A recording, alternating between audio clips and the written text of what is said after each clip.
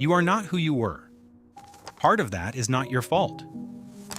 Something inside your skull is disappearing right now. While you push through, while you cope, while you tell yourself you're fine, a piece of your brain is physically getting smaller. And the terrifying part? You've already been feeling it. You just didn't know what it meant. You've had that moment. You walk into a room. You stop completely. The thought is gone, not fuzzy, gone. Or maybe it's a name. Someone you know. Someone important. And your brain just stalls. You tell yourself you're just tired. You tell yourself everyone forgets things. But then it keeps happening, more often than before, more quietly than before. And somewhere underneath the busyness you feel it, something slower, something duller, something less like the person you were. That feeling has a physical cause. Deep inside your brain sits a seahorse-shaped structure called the hippocampus. It is your memory architecture, the place where everything you experience gets converted into something you can keep, and chronic stress is making it shrink. Not gradually over decades, not hypothetically.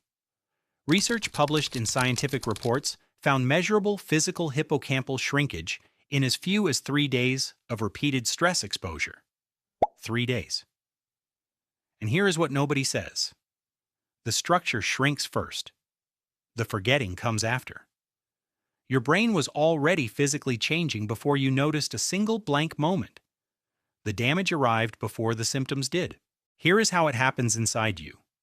Stress hits your nervous system. Your hypothalamus fires a signal.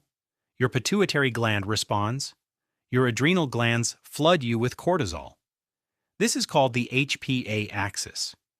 It was built for short emergencies: run, survive, reset. But your life doesn't offer a reset, it stacks. Deadlines. Silence from someone who matters. Financial dread at 3 a.m. Arguments that replay without resolution. The HPA axis keeps firing. Cortisol keeps flooding your brain tissue.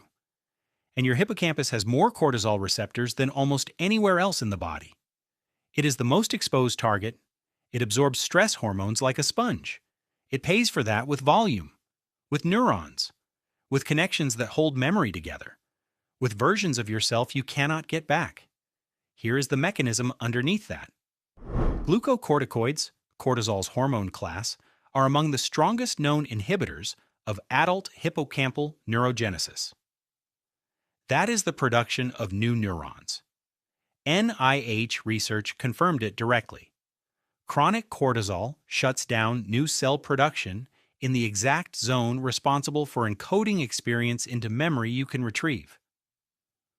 When that zone shrinks, you stop forming new memories cleanly.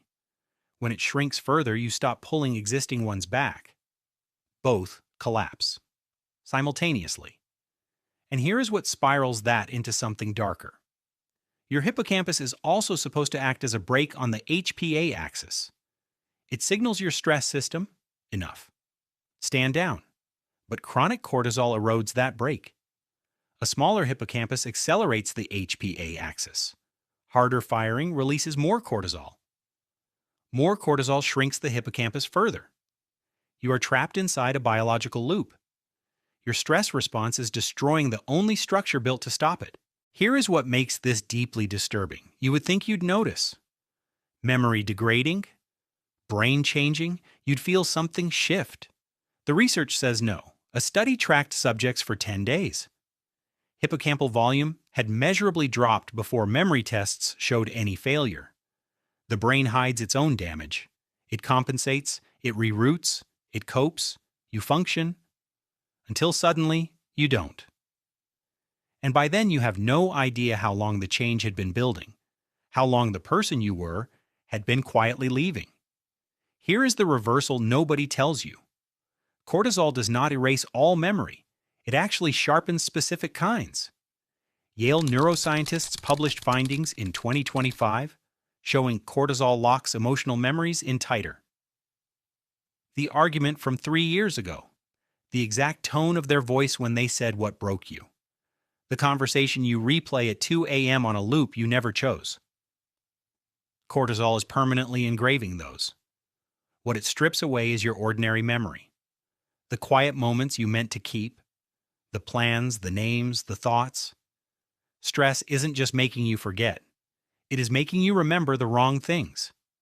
This is why a chronically stressed person can replay every painful moment in HD while forgetting yesterday's entire conversation.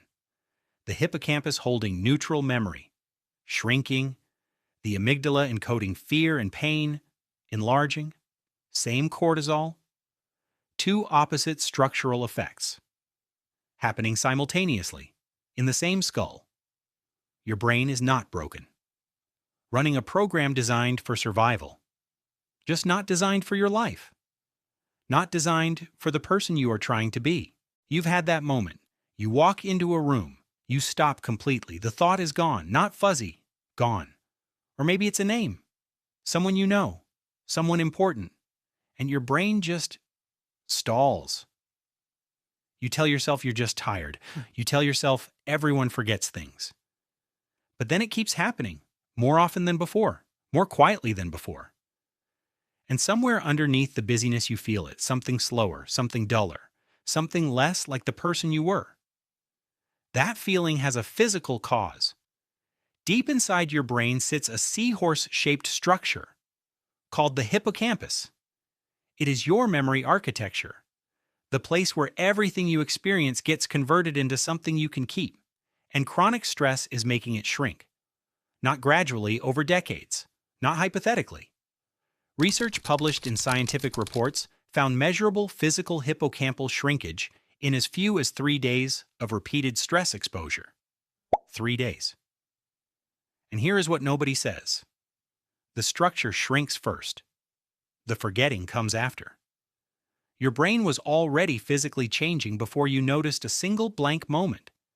The damage arrived before the symptoms did. You are not just journaling. You are rewriting your stress response at the neurological level. That is documented. That is real. Your hippocampus is not fixed. It is a living structure in constant negotiation with your life. Stress writes into it. Movement writes back. Sleep repairs what stress took. Agency changes what cortisol can do. You are not watching yourself disappear from the outside. You're making choices that write directly into who you are, right now, every single day. The version of you that exists 6 months from now is written by what you do today. By whether you move, by whether you sleep, by whether you choose to name what is happening to you instead of absorbing it in silence. That is not philosophy. That is neurobiology. You have more authorship over this than anyone ever told you. And the worst part? Most people never realize what they lost. They will just feel slower, duller, less like themselves, and call it getting older.